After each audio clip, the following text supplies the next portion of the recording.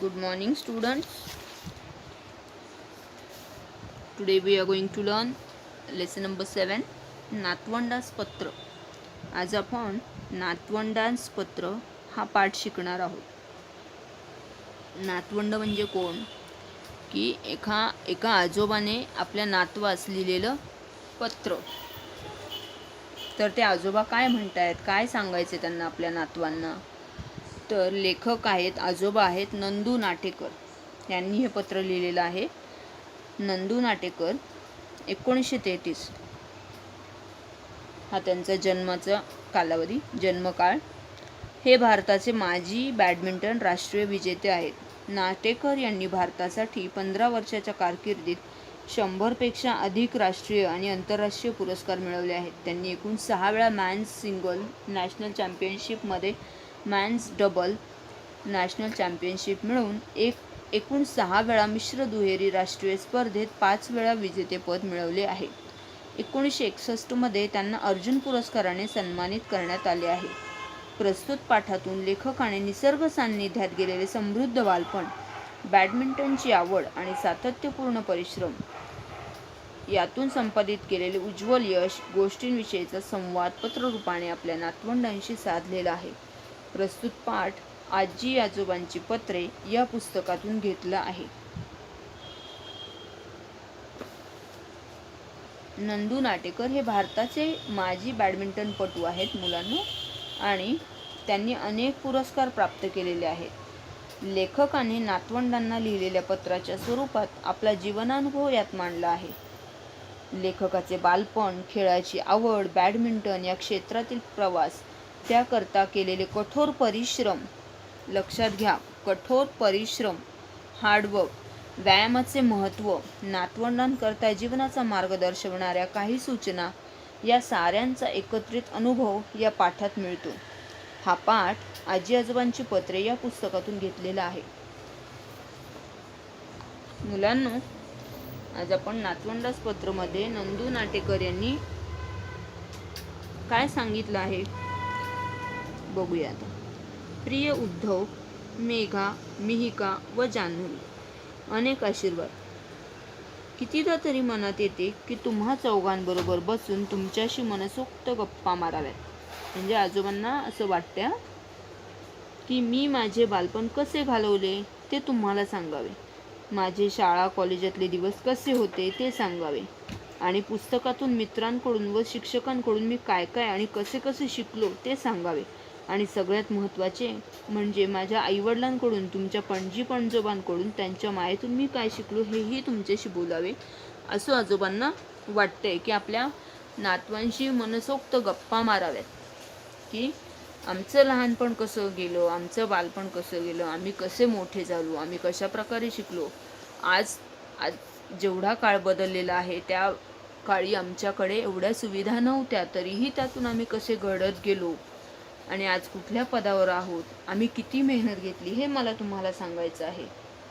पण प्रत्यक्षात तुमच्याशी बोलताना मोकळेपणाने मनासारखे बोलता येतेच असे नाही, म्हणून वाटले की तुम्हाला पत्र लिहावे. तर आजोबांनी मुलांना पत्र लिहिलेलं आहे, की ते बोललेले नाहीये, तर पत्रातून हे त्यांनी त्यांच्या भावना व्यक्त केलेल्या आहेत. मी शिकायला सांगलीला होतो. सांगली हे महाराष्ट्रातले एक गाव. माहिती तुम्हाला सांगली? आमच्या शाळेला खूप मोठे मैदान होते. मैदान मीन्स प्लेग्राऊंड, आणि त्याजवळच एक बाग होती. आम्ही तिथे मनसोक्त खेळायचो, हुंदडायचो, झाडावर चढायचो, पाऊस आला की त्यात चिंब भिजायचो. निदान सुट्टीमध्ये तरी तुम्ही तुमच्या मोठ्या शहरांमध्ये बाहेर पडून थंड हवेच्या गिरीस्थानावर किंवा छोट्या गावी गेले पाहिजे.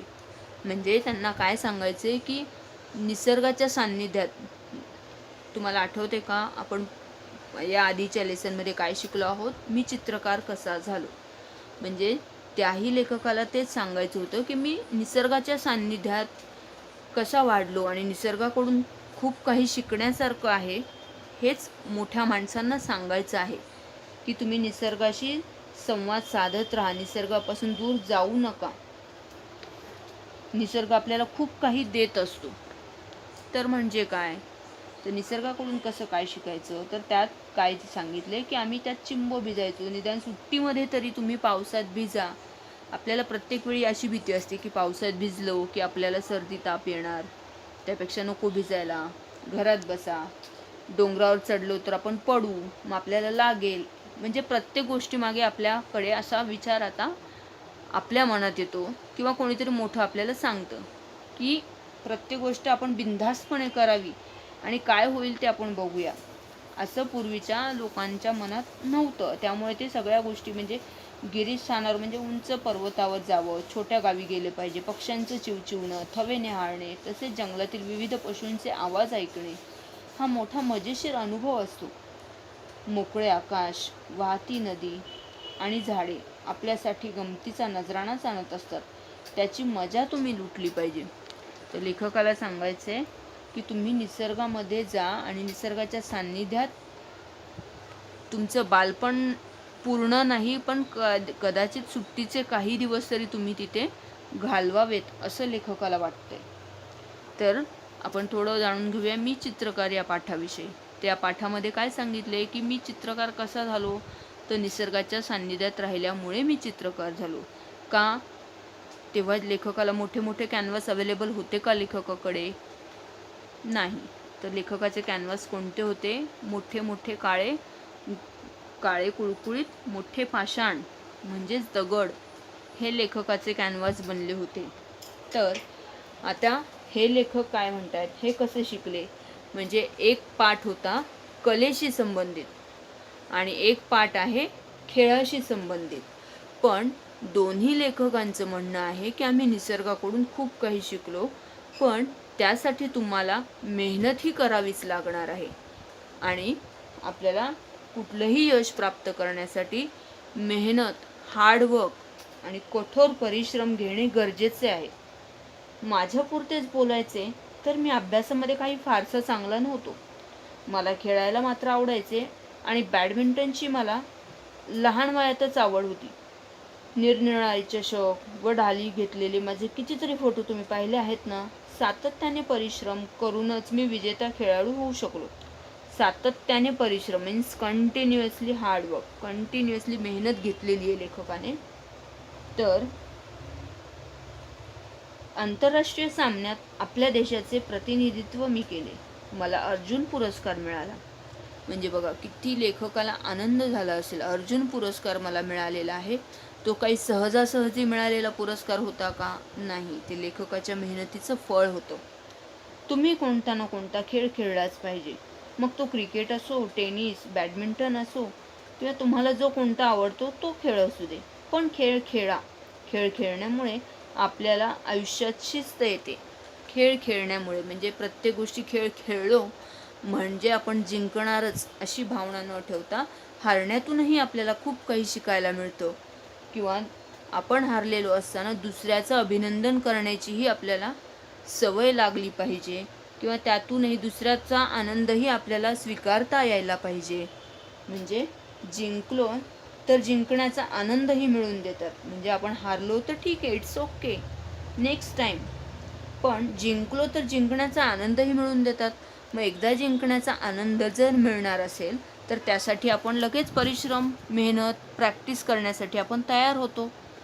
तर ही प्रॅक्टिस करणं सोपं काम आहे का? की त्यासाठी मेहनत करणं गरजेचं आहे, वेळ देणं महत्त्वाचं आहे आणि साधना करणं महत्त्वाचं आहे. जसं की त्या चित्रकाराने साधना केलेली होती. साधना मीन्स हार्डवर्क, आपल्याला म्हणायचं परिश्रम. म्हणजे एखाद्या गोष्टीची सतत प्रॅक्टिस करणे, साधना करणे. प्रत्येकाने दररोज काहीतरी व्यायाम केलाच पाहिजे. मला वेळ नाही ही सबब सांगू नका. सबब म्हणजे काय, हे कारण देऊच नका तुम्ही की मला वेळ नाही, की सकाळी शाळा असते, दुपारी क्लास असतो, संध्याकाळी होमवर्क असतो, थोडा वेळ आम्ही मोबाईलवर गेम खेळतो, म्हणजेच आम्हाला वेळच नाही आहे असं म्हणूच नका तुम्ही. जो तुम्ही मोबाईलवर गेम खेळण्यात जेवढा वेळ घालवताय त्याच्यापेक्षा थोडा वेळ जर तुम्ही व्यायामासाठी दिला तर नक्कीच तुम्ही तुमचं आरोग्य राखू शकता. वेळ नाही म्हणून जेवण करायचे राहते का? लेखक काय सांगतात मुलांनो, वेळ नाही, मला वेळ नाही म्हणजे तुम्ही जेवण करायचं उपाशी राहता का? दुपारचं जेवण तुम्ही स्किप करता का लंच किंवा डिनर? नाही. किंवा जरी केलं असेल तरी त्यासाठी त्याऐवजी तुम्ही दुसऱ्या गोष्टी तुमच्या आवडीच्या खाताच की नाही? म्हणजेच जर तुम्ही ज्या दिवशी जेवणार नाही असं लेखकाला म्हणायचे, तुम्ही जेवणासाठी जसा वेळ काढता तसाच व्यायामासाठीही वेळ काढा. जशी ही भूक गरजेची आहे शरीरासाठी, एनर्जी देते, तसंच व्यायाम ही शरीराला, आपल्या स्नायूंना गरज आहे व्यायामाची. तर दोन्ही जेवणासाठी कसा बरोबर वेळ मिळतो असं लेखकाला म्हणायचं आहे. तर आपण नेक्स्ट पॅरेग्राफ, नेक्स्ट पेजवर आपण बघूया की लेखकाला सांगायचं की व्यायामासाठी वेळ नाही हे कारण देऊच नका. जसे की आपण म्हणतो की तुमचे टीचर म्हणतात होमवर्क केला नाही केला, वेळच नव्हता. It means it's not a reason. You cannot give that reason. ते कारण तुम्ही देऊच शकत नाही. कारण तुम्हाला ज्या गोष्टी दिवसात करायच्या आहेत त्या तुम्ही करायच्याच आहेत. त्यासाठी वेळ नाही असं म्हणून चालणारच नाही. तर मुलांनो, प्रत्येक गोष्टी आपण म्हणतो ना, इच्छा तिथे मार्ग, इच्छा तिथे मार्ग. मग तुम्हाला कसली इच्छा हवी आहे? जर तुम्हाला तुमचं आरोग्य, तुमची बॉडी हेल्दी आणि फिट ठेवायची असेल तर तुम्हाला हा वेळ काढावाच लागेल. कशासाठी? व्यायामासाठी. हां, आणि तुम्ही जो खेळ खेळताय त्यामध्ये जर तुम्हाला यश संपादन करायचं असेल, त्यामध्ये जर तुम्हाला करिअर करायचं असेल तर नक्कीच तुम्हाला त्यासाठीही वेळ काढणं गरजेचं आहे. की मला क्रिकेट खेळ खूप आवडतो, मला सचिन तेंडुलकरच बनायचे. पण मग प्रॅक्टिस कधी? महिन्यातून एकदा चालेल? सचिन तेंडुलकरनीही असाच विचार केला का की नाही, मला खूप मोठा क्रिकेटर बनायचं आहे, बघू महिन्यातून एकदा वेळ मिळाला तर प्रॅक्टिस करू, क्रिकेट खेळूया, तोपर्यंत आपण मोबाईलवर क्रिकेट खेळूया ऑनलाईन. चालेल का? नाही. प्रत्येक गोष्टीसाठी वेळ दिलाच पाहिजे आणि त्याची प्रॅक्टिस केलीच पाहिजे. प्रॅक्टिस मेक्स मॅन परफेक्ट असं म्हणतात, ते उगाच नाही. तर सगळे हे मोठे थोर व्यक्ती सांगतायत की मुलांनो, कठोर मेहनत, परिश्रम करा, तुम्हाला त्याचे योग्य, गोड, सुंदर फळ नक्कीच मिळेल.